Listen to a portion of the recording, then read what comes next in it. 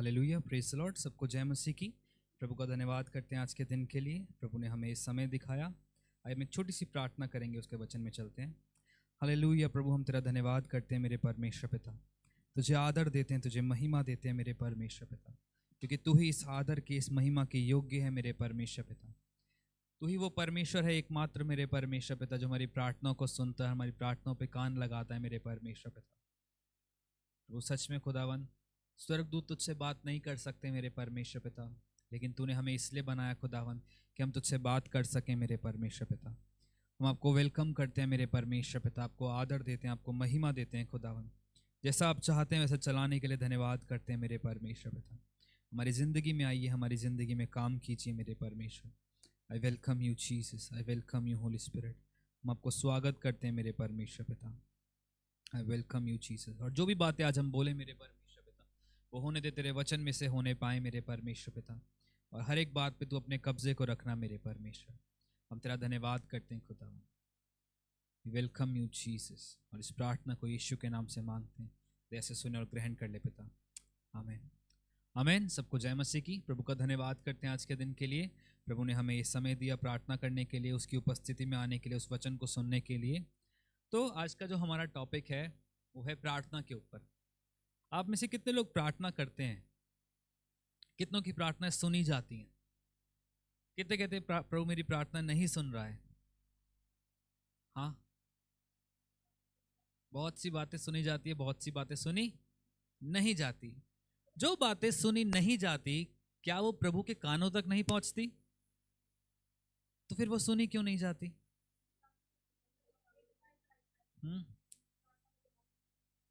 ठीक है, एक लंबे समय से आप किसी एक प्रार्थना को कर रहे होगे, और मैं डेफिनेटली बोल सकता हूँ वो अभी तक पूरी नहीं होगी, है ना? और हमें नहीं पता वो कब पूरी होगी, आज होगी, कल होगी, अगले साल होगी, या 2 साल के बाद होगी। लेकिन बात यह है कि जब हम प्रभु से प्रार्थना करते हैं तो हम एक आशा के साथ, एक विश्वास के साथ प्रार्थना करते हैं कि प्रभु हमारी प्रार्थनाओं को सुनेगा और उत्तर देगा। लेकिन कई प्रार्थनाएं ऐसी होती हैं जो बहुत लंबे समय से हम कर रहे होते हैं, लेकिन उनका जवाब पता नहीं कहाँ है, किस कोने में छुपा हुआ है। लेकिन प्रभु का वचन ऐसा कहता है कि तू मुझसे मांग, मैं तेरी प्रार्थनाओं को सुन के क्या करूंगा? उत्तर दूंगा। प्रभु ऐसी कौन सी प्रार्थनाएं हैं जिसका तू हमेशा उत्तर देता है? अभी आप प्रार्थना करो, प्रभु मुझे मर्सिडीज दे दे। कितनों को विश्वास है नीचे मर्सिडीज खड़ी होगी मेरे लिए?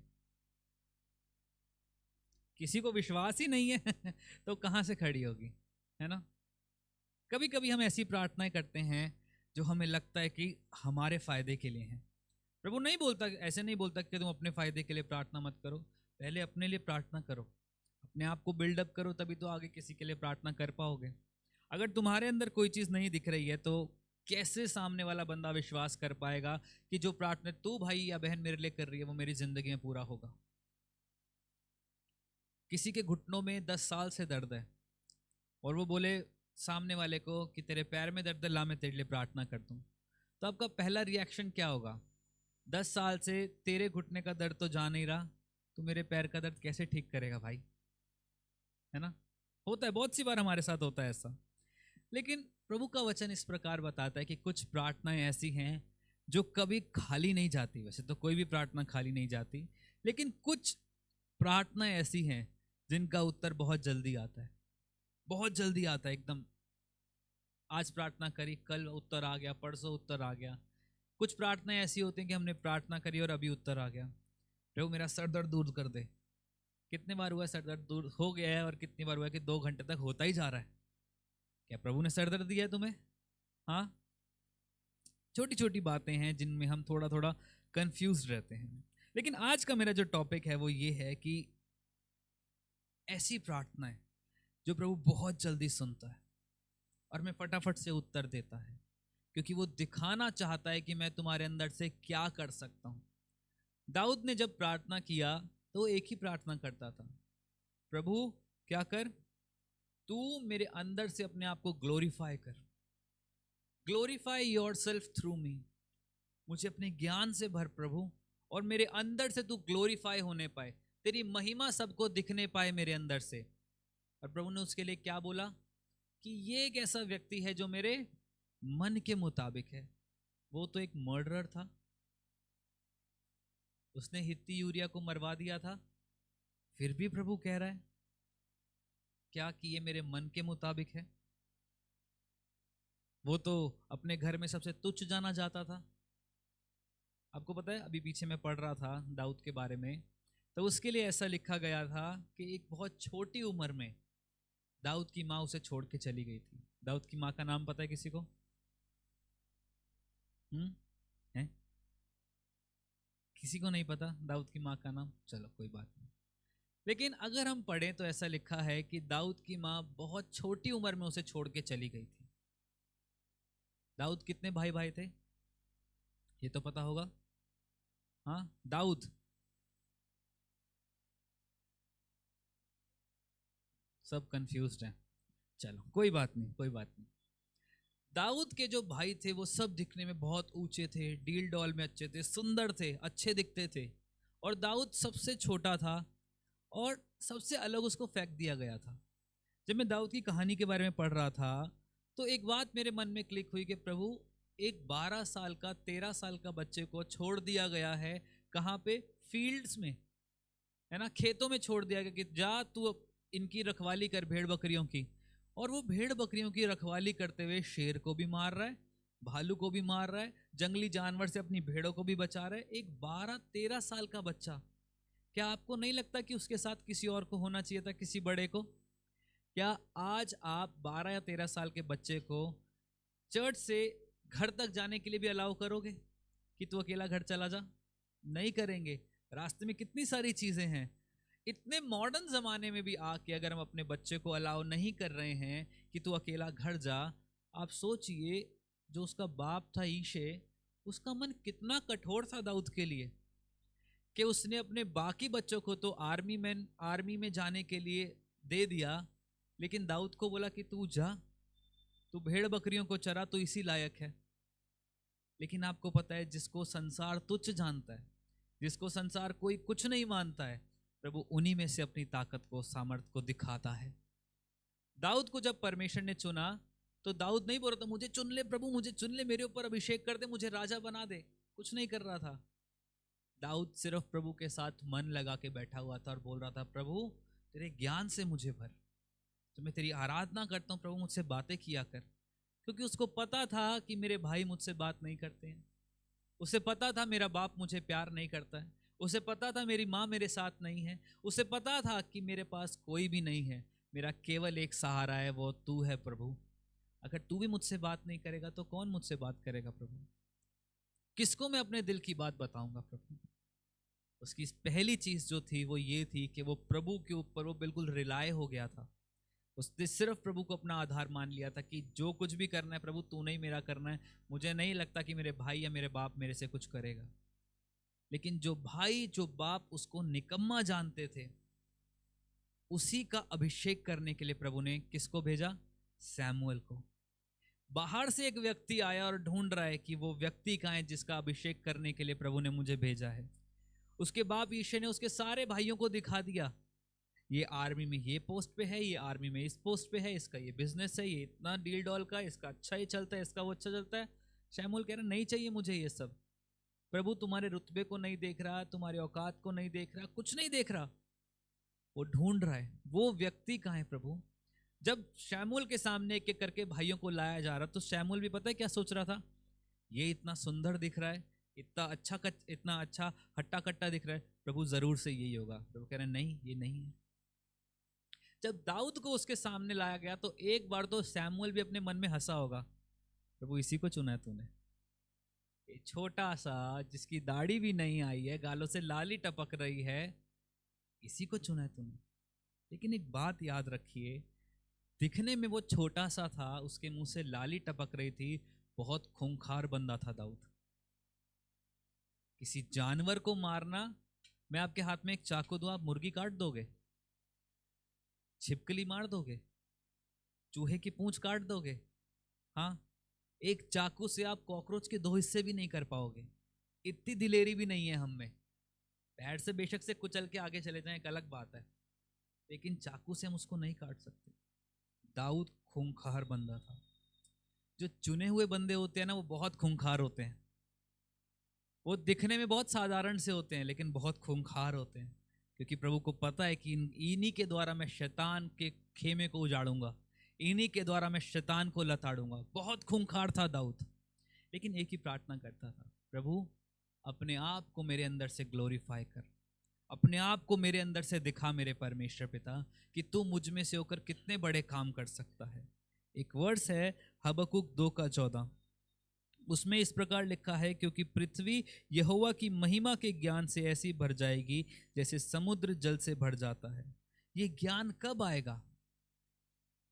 प्रभु का वचन कहता है कि उसका भय मानना बुद्धि का आरंभ है, उसका भय मानने से बुद्धि आती है, ज्ञान आता है। और ये ज्ञान कि प्रभु तू मेरे अंदर समा जा और तेरी महिमा मुझ में से दिखने पाए, ये तभी होगी जब हम उसके वचन से भरे होंगे, जब उसकी बातों को अपने अंदर समाने के लिए समय देंगे, ये तभी उसके द्वारा हो सकता है।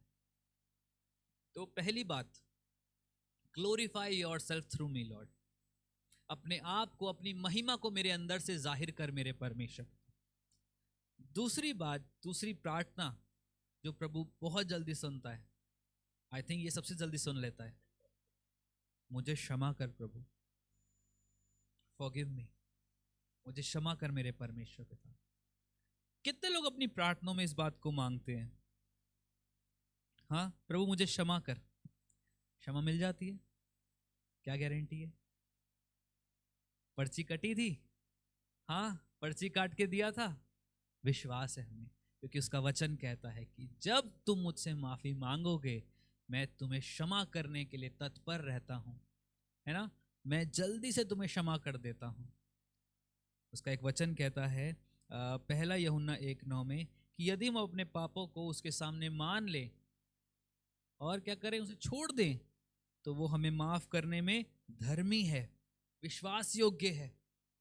बाइबल में कितने सारे लोगों ने पाप किया। सबसे बड़ा पाप अगर किसी ने किया था विश्वासी होने के नाते, तो मैं समझता हूं वो मिस्र के लोग थे। प्रभु ने उनको मिस्र की गुलामी में से निकाला, इजरायली लोग थे, प्रभु ने उनको मिस्र की गुलामी में से निकाला, लेके जा रहा है, लेकिन वो क्या कर रहे हैं, अपने लिए अशेरा की मूर्ति बना रहे हैं, बाल की मूर्ति बना रहे हैं, और कह रहे हैं हमारा प्रभु तो ये है। अभी एक दिन पहले प्रभु उनको निकाल के लेकर आया है, मूसा सब कुछ बता रहा है कि तुम्हें कैसे कैसे चलना है। जैसे ही मूसा सिय्योन पे चढ़ा, उन्होंने क्या किया, तू हमारा देवता है, तू हमारा देवता है। प्रभु का वचन कहता है कि मेरे सिवा किसी की उपासना मत करना।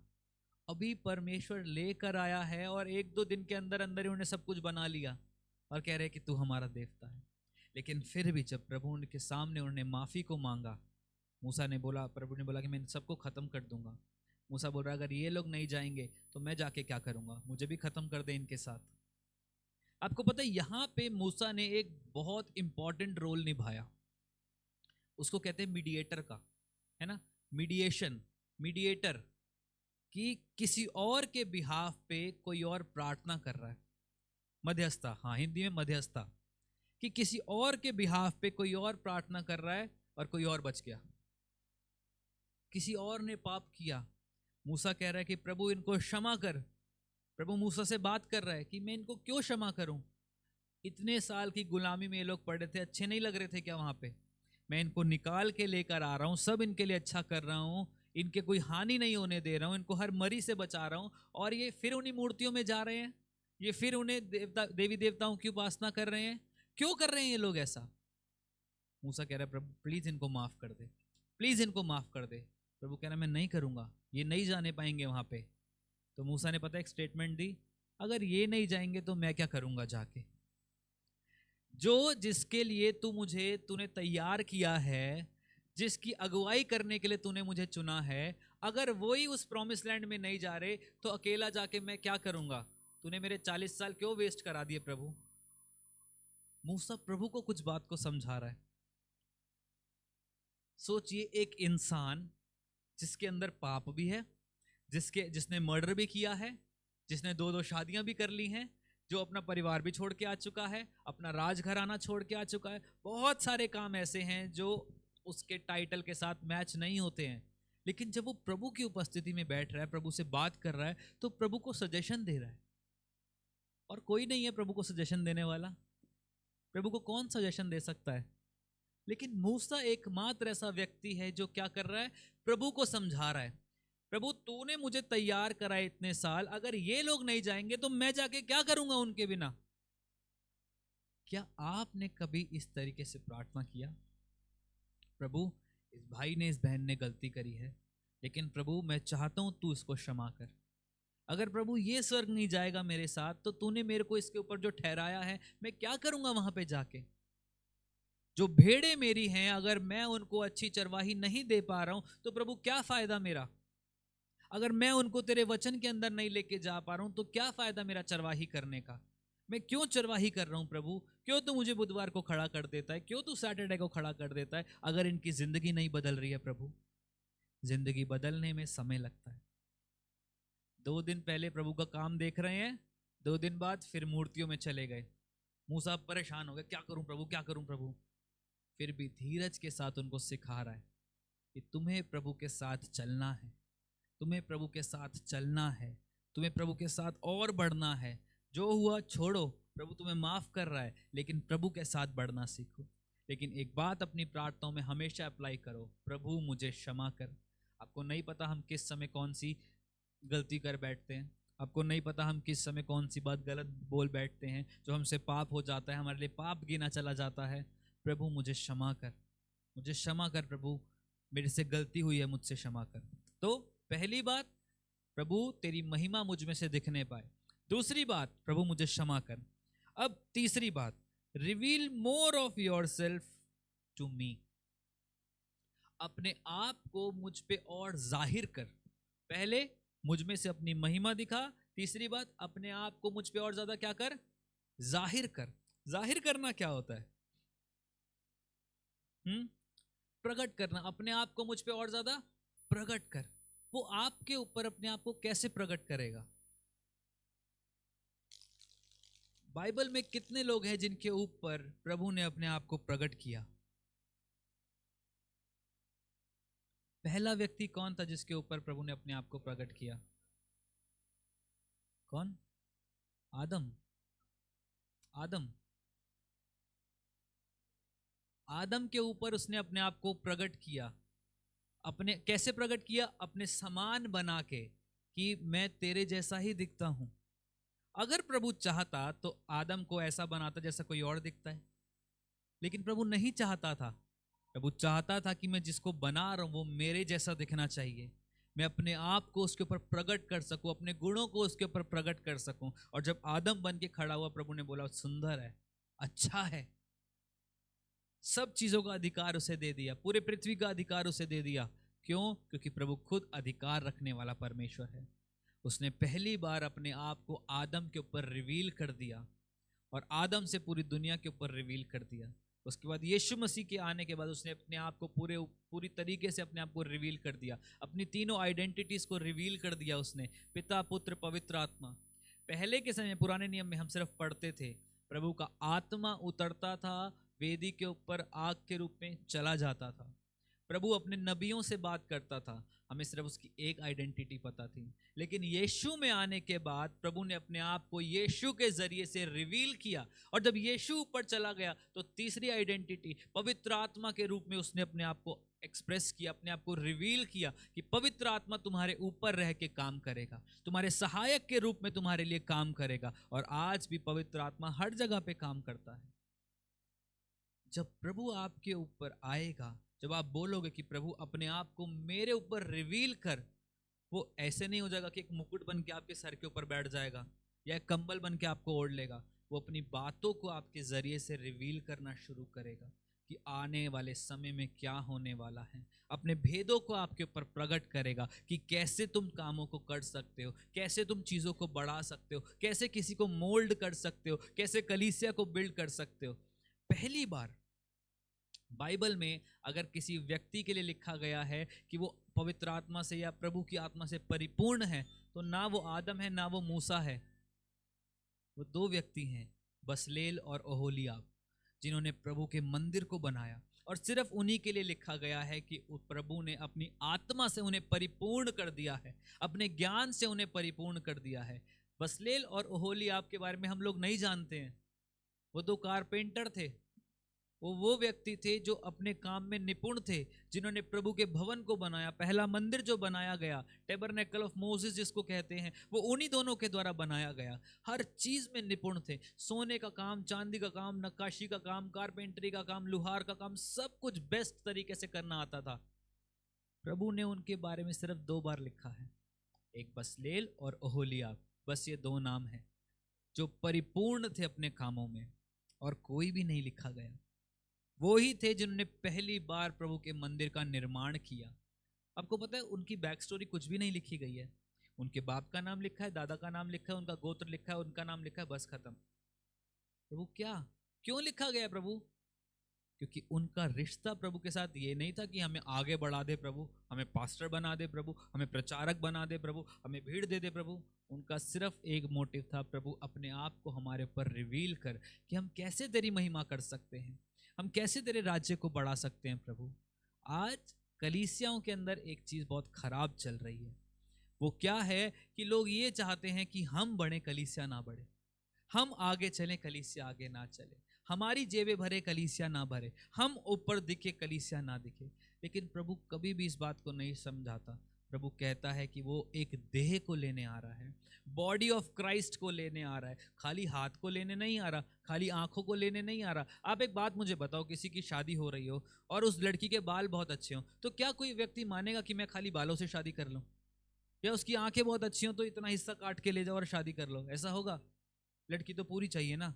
उसकी आंखें अच्छी हैं, वो इसका एक पार्ट है जो बहुत सुंदर लग रहा है, लेकिन हमें शादी करने के लिए पूरी दुल्हन चाहिए। क्या किसी को बिना हाथों वाली दुल्हन चलेगी? क्या किसी को बिना आंखों वाली दुल्हन चलेगी? लेकिन आज बॉडी ऑफ क्राइस्ट में यही चीज हो रही है। आज कलीसियाएं नहीं भर रही हैं, और जो भर रही हैं वो कैसे भर रही हैं? आप लोग बेटर जानते हो उन बातों को। जो बसलेल और ओहोलियाब थे, उन्होंने कभी नहीं बोला कि हम निपुण हैं, हमसे काम कराओ। वो निपुण थे अपने कामों में, प्रभु को बोलते थे, प्रभु तू मदद कर हमारी, कि तू हम में से रिवील हो सके, तू हमारे अंदर से दिख सके मेरे परमेश्वर, तेरी बातों को हम रिवील कर सके दूसरों के ऊपर परमेश्वर पिता। उनकी सिर्फ इतनी सी प्रार्थना थी।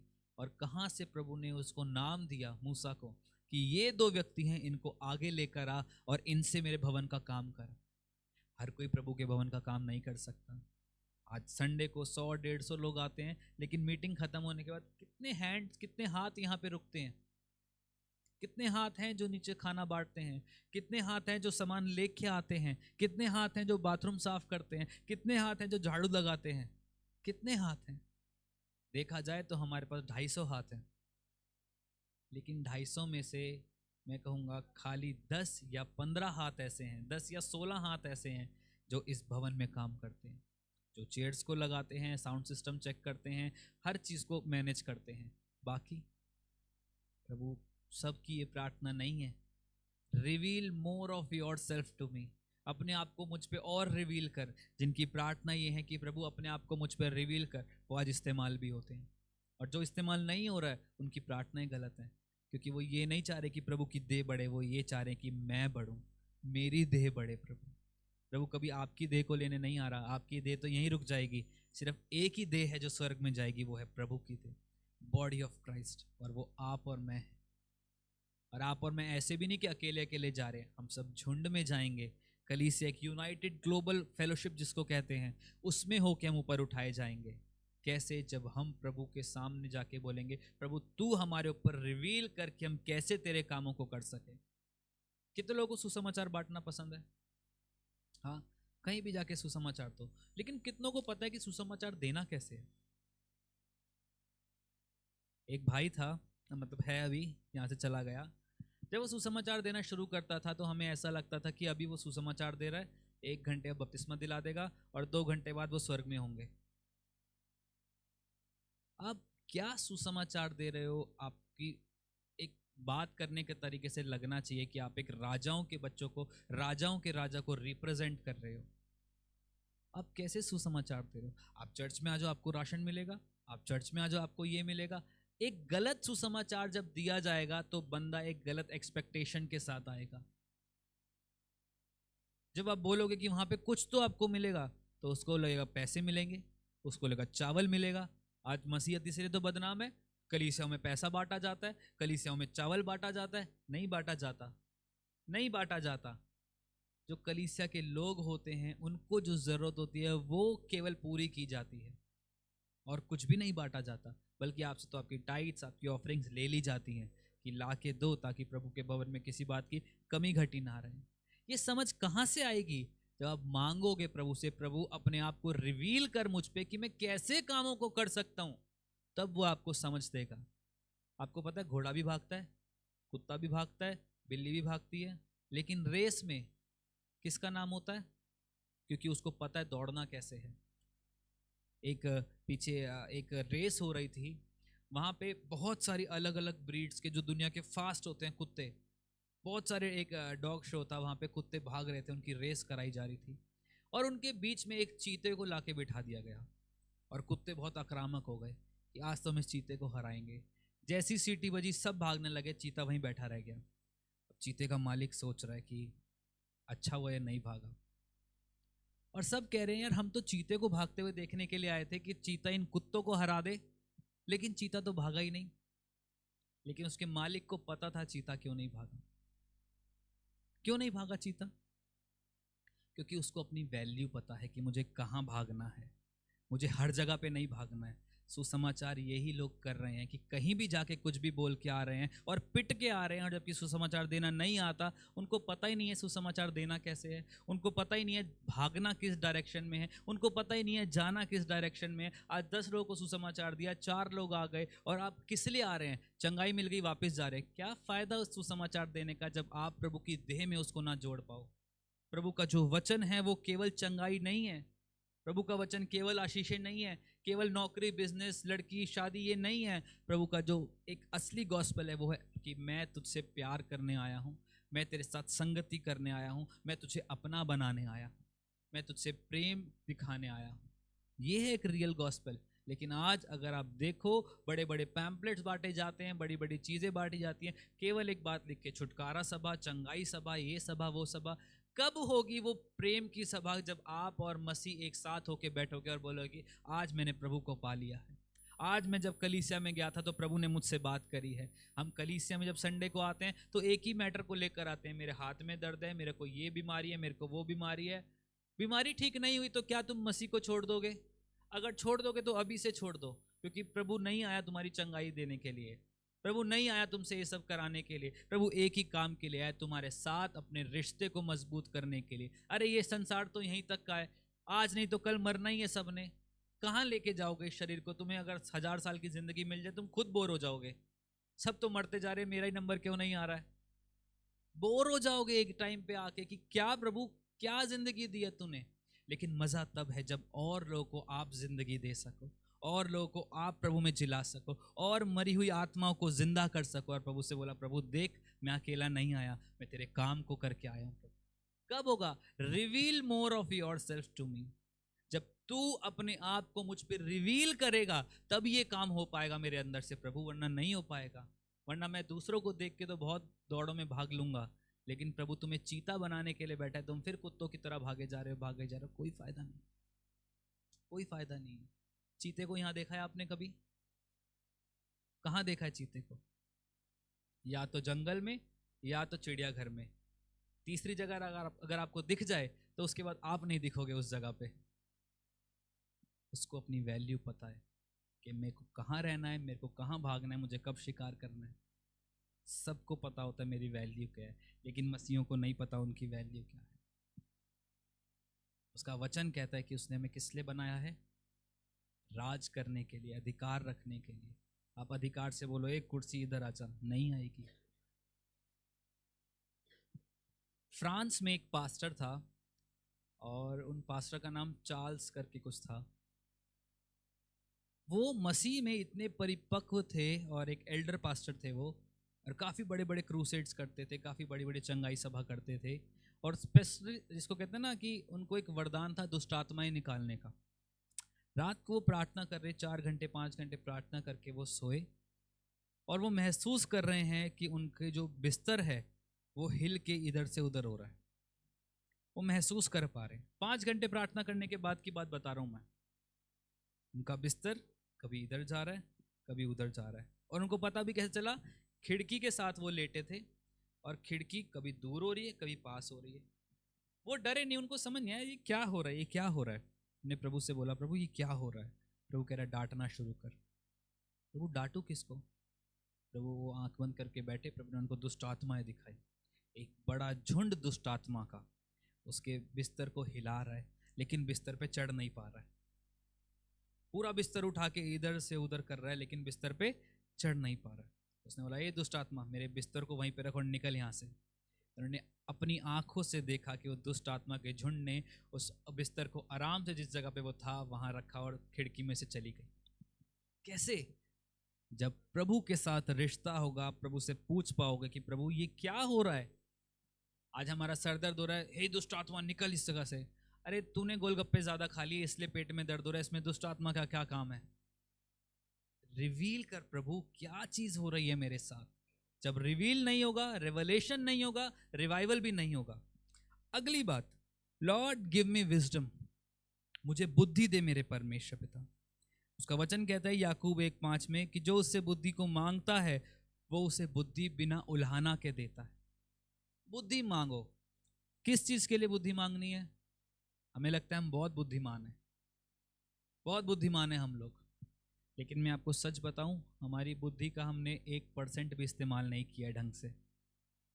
इवन साइंस अगर हम देखें तो ये रिसर्च इस बात को कहती है कि जो बड़े बड़े वैज्ञानिक हैं, बड़े बड़े साइंटिस्ट हैं, वो भी अपने दिमाग का केवल 5 या 7% हिस्सा ही इस्तेमाल कर पाए हैं।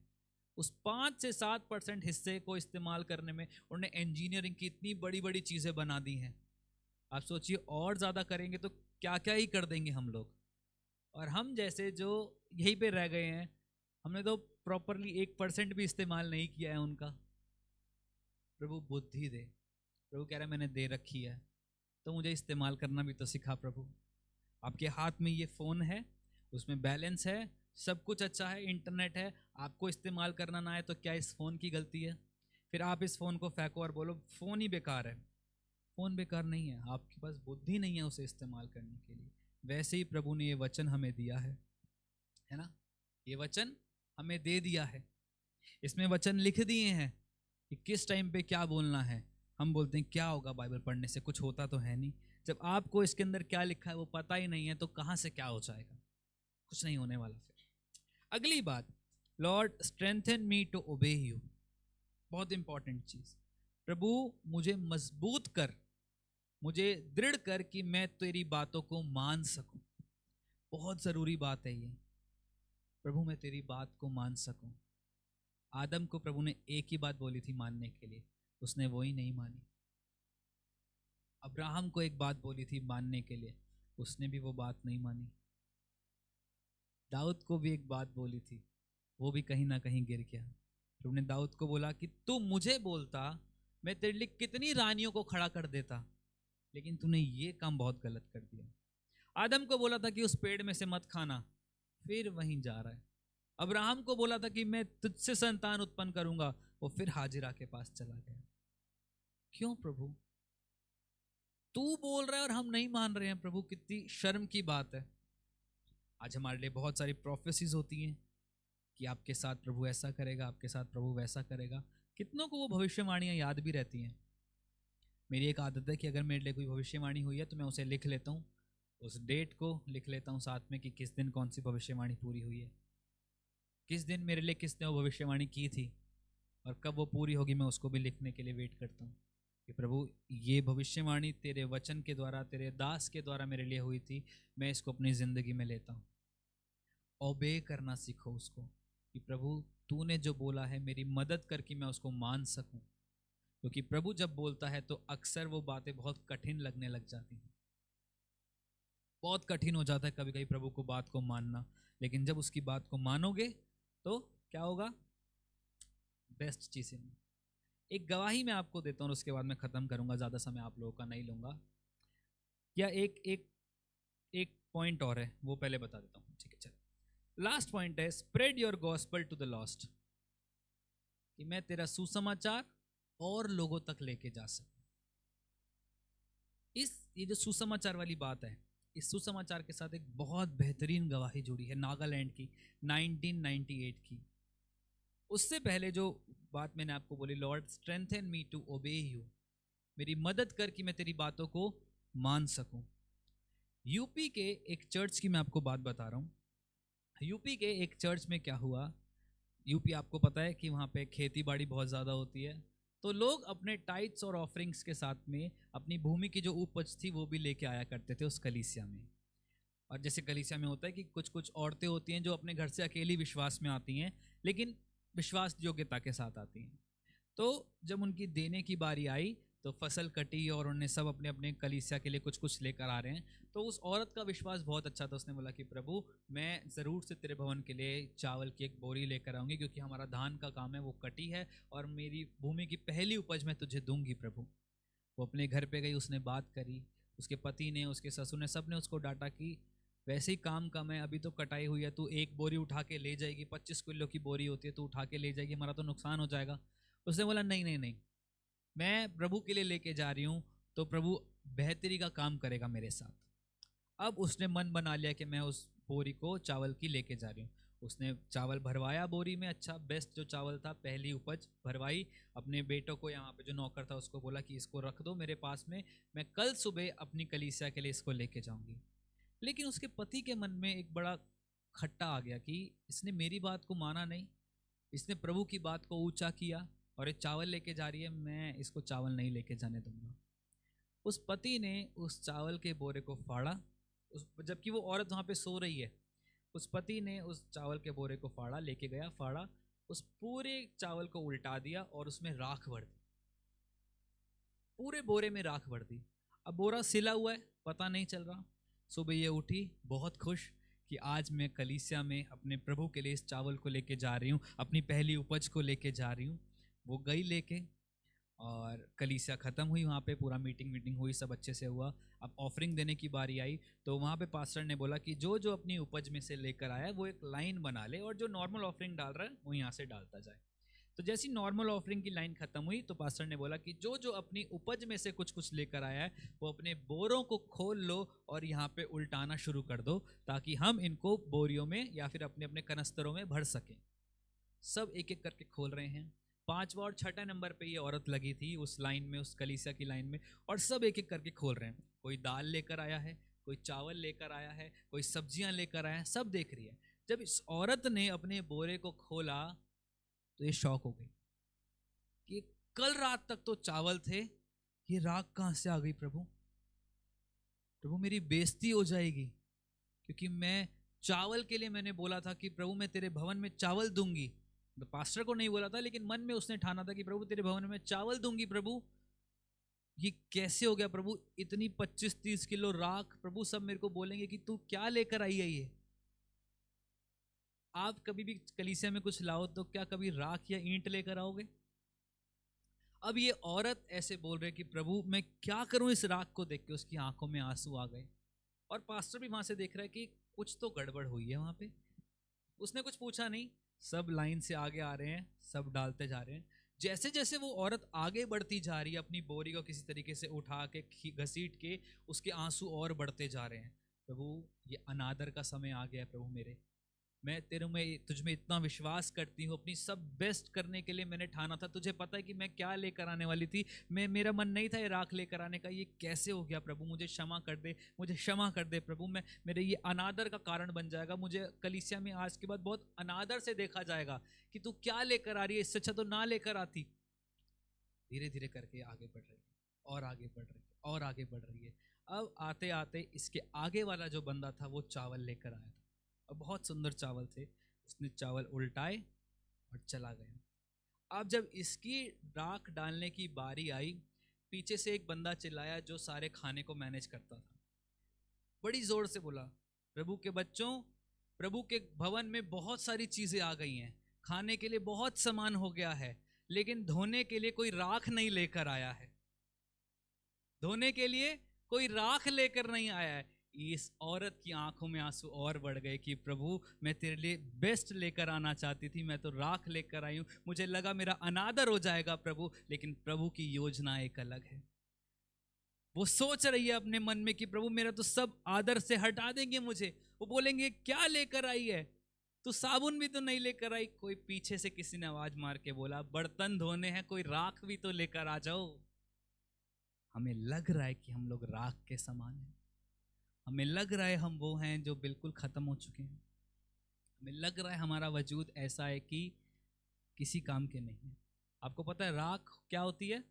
जो बचा हुआ माल होता है, बिल्कुल खराब होता है, जिसको कोई यूज नहीं करता, उसको झाड़ू मार के हटा दिया जाता है। कोयले फिर उठा लिए जाते हैं, लेकिन राख को झाड़ू मार के हटा दिया जाता है। आपको मुझको लग सकता है कि हम एक राख हैं, लेकिन मेरे परमेश्वर के भवन में राख की भी जरूरत है, क्योंकि बहुत से ऐसे बर्तन हैं जो झूठे पड़े हुए हैं, उनको मांजना बहुत ज़रूरी है। बहुत सारे ऐसे बर्तन हैं जो दिखा रहे हैं कि हमारे अंदर बेस्ट सामान था, लेकिन वो खाली पड़े हैं, उनको मांजना बहुत ज़रूरी है। उसके लिए राख की बहुत ज़्यादा ज़रूरत है। आज हो सकता है अगर आज आप वो राख हैं, आपको लग रहा होगा हम तो अनादर के कारण हैं, लेकिन प्रभु के भवन में कोई अनादर का कारण नहीं है, सब आदर के कारण है। सबको वो आदर दिलाने आया है। और जब उस औरत ने उस राख को दिया, सब लोग खुश हो गए कि जितने बर्तन थे अब सब धुल जाएंगे, बाकी सब में तो खाना बनेगा, बर्तन गंदे होंगे, लेकिन राख एक ऐसी चीज थी जो बर्तनों को साफ करने का काम करेगी, जो चिकनाई हटाने का काम करेगी, जो शुगर कोटिंग प्रीचिंग को हटाने का काम करेगी। आपको लग सकता है कि आप राख हैं, लेकिन प्रभु आपको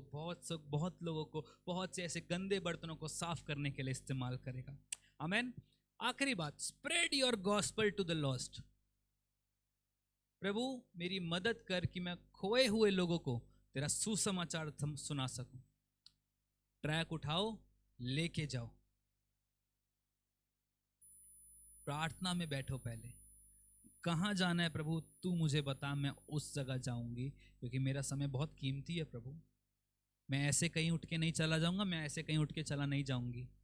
मुझे तेरे साथ बैठने और जिस लोग को तू बचाना चाहते हैं मुझे वहीं लेके जा प्रभु। 1998 में अमेरिका से 8 या 10 मिशनरीज आए नागालैंड के गांव में, और नागालैंड के उस गांव के लोगों ने उनको बहुत अच्छे से स्वागत किया, बहुत अच्छे से वेलकम किया। जब उनका वेलकम किया गया, उन्होंने सुसमाचार वगैरह सुनाया, तो धीरे धीरे करके 5 साल 6 साल हो गए, वहाँ पे एक कलीसिया को उन्होंने बनाया। जब दूसरे लोगों ने देखा कि यहाँ पे कलीसिया बनाई जा रही है, उनका बहुत विरोध करने लगे, उनको मारने पीटने के लिए आ गए, उनका बहुत विरोध करने लग गए। लेकिन ये जो मिशनरीज का ग्रुप था, इन्होंने हिम्मत नहीं हारी। जितने लोग विश्वास में आए थे उन्होंने हिम्मत नहीं हारी। उन्होंने बोला हमारा मुक्तिदाता केवल और केवल यीशु मसीह है, हम उस पर ही विश्वास करेंगे। बीच में एक वॉर की सिचुएशन आ गई, तो बहुत सारे लोग इनके ऊपर अटैक करने के लिए आ गए, इनको मारने के लिए आ गए। उस पूरे गांव के अंदर ये कुछ एक झुंड था 50-60 लोगों का, जो 6-7 साल में तैयार किए थे इन 9 मिशनरीज ने, इन 8-10 मिशनरीज ने। वो सब क्या कर रहे हैं? प्रार्थना कर रहे हैं कि प्रभु हमारा बचाने वाला तू ही है। हम तेरे नाम से अमेरिका से इधर तू हमें लेकर आया प्रभु, तो प्रभु तू यूं ही हमें मारने के लिए नहीं लेकर आया, और जिन लोगों को हमने सुसमाचार सुनाया उनको भी तू मरने नहीं देगा प्रभु।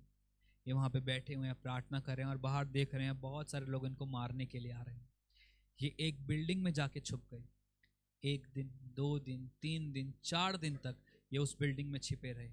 वहाँ की लाइट ऑन नहीं कर सकते, कहीं किसी को पता ना चल जाए कि ये इस बिल्डिंग में है। और बाहर से गोलियों की आवाज़ आ रही है, गालियों की आवाज़ आ रही है कि जहाँ मिले वहीं उनको मार देना, छोड़ना मत उनको।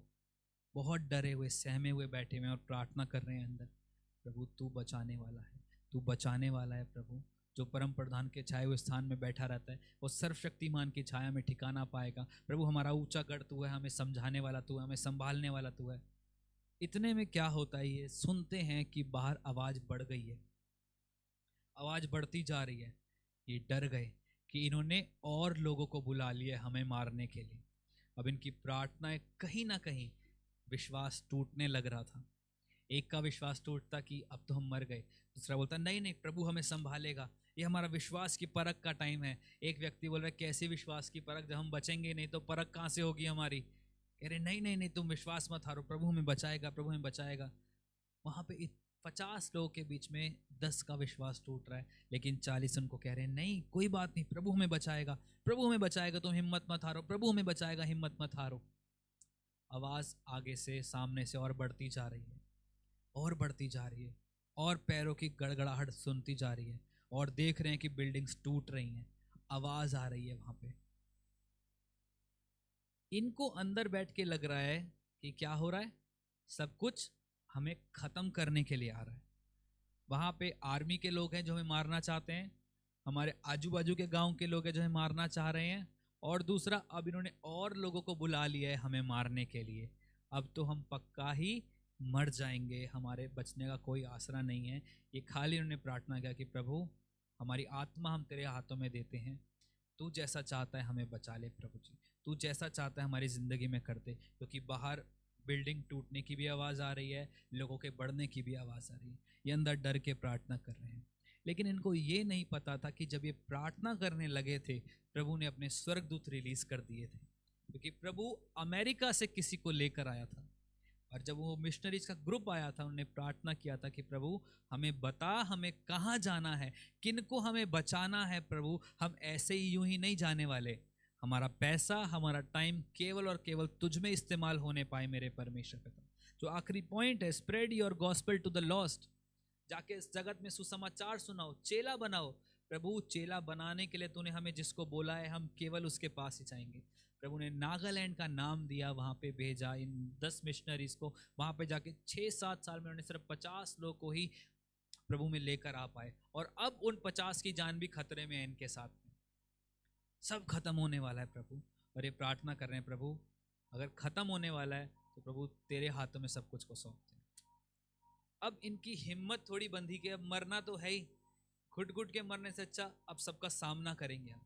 जैसे ये उस बिल्डिंग में से निकले, क्या देख रहे हैं कि एक हाथियों का झुंड आया था जो पूरे गांव को तहस नहस करके चला गया, जिसने आर्मी के लोगों को भगा दिया, साइड के जो लोग हमें मारने आ रहे थे उनको भगा दिया, सारी बिल्डिंग्स टूट गई हैं, केवल एक यही बिल्डिंग बची हुई है जिसके अंदर हम थे। कैसे हो सकता है प्रभु, ये कैसे हुआ ये प्रभु? अंदर ये प्रार्थना कर रहे थे, प्रभु इतनी दूर से तुम्हें मरने के लिए नहीं लेकर आया है। वहां पे प्रभु ने हाथियों के झुंड को भेज दिया कि जाओ उनको बचाओ। जब आप किसी मुसीबत में होते हैं तो आप ये मत सोचिए कि इंसान ही आके आपकी मदद करेगा। हो सकता है बहुत सी बार ऐसी रूहें आके आपकी मदद करेंगी जिनको आप जानते भी ना हो। जब वहां पे हाथी ने आके सब कुछ तहस नहस कर दिया, और जब ये उस घर से बाहर निकले तो देख रहे हैं कि हाथी जा रहे हैं, और सब लोग डर के तितर बितर हो गए। उसके बाद वो जो गांव था उसके अंदर मसीहत की एक नई शुरुआत हुई, क्योंकि आजू बाजू वाले लोगों ने देख लिया था कि ये यहाँ पे बचे हुए कैसे हैं। हम जिस घर में थे हाथियों ने उस घर को कुचला है, आर्मी के लोग जिस घर में थे उन घरों को हाथियों ने कुचला है, इनका घर पूरे गांव में इकलौता बचा हुआ कैसे है।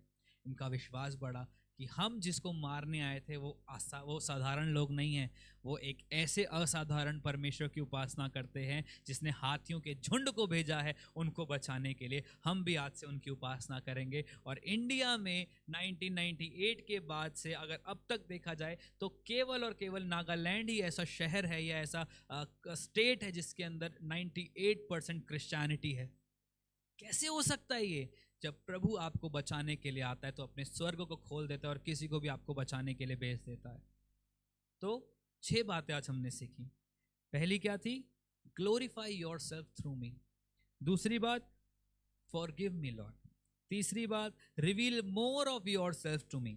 चौथी बात, गिव मी विजडम। पांचवी बात, strengthen me to obey you Jesus. और आखिरी बात, spread your gospel to the lost. अब मेरा क्वेश्चन आपसे फिर ये आता है, जब आप इन चीज़ों से प्रार्थना करनी शुरू करोगे, आप प्रभु को बोलना, प्रभु इसका आंसर मुझे सबसे जल्दी चाहिए। क्योंकि जब इनके आंसर आपकी ज़िंदगी में आने शुरू होंगे ना, जब प्रभु आपको इस्तेमाल करना शुरू करेगा, आपको किसी और चीज़ की परवाह नहीं रहेगी मुझे क्या चाहिए क्या नहीं चाहिए। क्योंकि जो परमेश्वर की खोज में रहते हैं, परमेश्वर स्वर्ग से उनके लिए हर चीज़ को मुहैया करके देता है। आज इसी बात के साथ मैं इस बात को ख़त्म करता हूँ, इस सेशन को ख़त्म करता हूँ, और आइए हम प्रार्थना करेंगे। हालेलुया। प्रभु हम धन्यवाद करते हैं मेरे परमेश्वर पिता, तुझे आदर देते हैं, तुझे महिमा देते हैं खुदावन, तेरे नाम की बड़ाई करते हैं मेरे परमेश्वर पिता। तुझे वेलकम करते हैं मेरे परमेश्वर इस जगह पे। तू आ मेरे परमेश्वर पिता, तू आ मेरे परमेश्वर पिता, इस जगह पे अपनी हजूरी को रख मेरे परमेश्वर पिता। जिन बातों को सीखने के लिए, जिन बातों को बोलने के लिए परमेश्वर पिता तूने मदद किया है, उसके लिए मैं तेरा धन्यवाद करता हूँ मेरे परमेश्वर पिता। मैं तुझे आदर देता हूँ, तुझे महिमा देता हूँ खुदावन। आज इन प्रार्थनाओं को करने में तू हमारी मदद कर मेरे परमेश्वर पिता। आज कोई भी बात परमेश्वर पिता हमें तुझसे अलग ना करने पाए खुदावन। जैसे खुदावन उस औरत के साथ मेरे परमेश्वर पिता, जिसकी चावल की बोरी को राख से भर दिया गया था, फिर भी प्रभु तूने उसको अनादर होने से बचा लिया। आज हमारी बोरियों में भी अगर कहीं अनादर का सामान भरा है मेरे परमेश्वर पिता, आज हमारी जिंदगियों में भी अगर कहीं अनादर का सामान भरा है मेरे परमेश्वर, मैं विश्वास करता हूँ खुदावन कि अनादर को आदर में बदलने वाला केवल तू ही है मेरे परमेश्वर पिता। तो हमारी मदद कर मेरे परमेश्वर पिता, हमें उठा मेरे परमेश्वर पिता, हमारी ज़िंदगी में काम कर मेरे परमेश्वर पिता। हम तुझे वेलकम करते हैं मेरे परमेश्वर पिता। और हम वापस मिलें तो बड़ी गवाहियों के साथ मिलने पाए मेरे परमेश्वर पिता। जो हमने सीखा परमेश्वर पिता, मैं विश्वास करता हूँ खुदावन कि तूने हमारी मदद करी है सीखने में, इसके लिए धन्यवाद हो खुदावन। Lord I know this is not my best Lord, लेकिन फिर भी तूने मदद किया, सहायता किया, इसके लिए धन्यवाद करता हूँ मेरे परमेश्वर पिता। और इस प्रार्थना को यीशु मसीह नासरी के नाम से मांगता हूँ, दया से सुने और ग्रहण कर ले पिता। आमीन आमीन। आइए हम आखिरी प्रार्थना एक साथ करेंगे।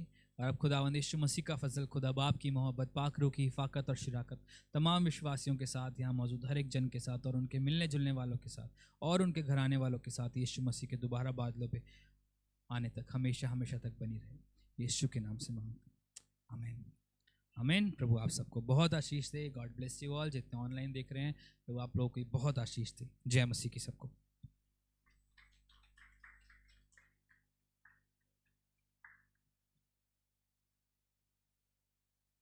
हालेलुया। बहुत खूबसूरती से परमेश्वर के वचन को गवाहियों के साथ हमने सुना। मैं विश्वास करती हूँ हम सबका विश्वास बढ़ा है ना। छोटी छोटी बातें हमारे विश्वास को मजबूत करती हैं।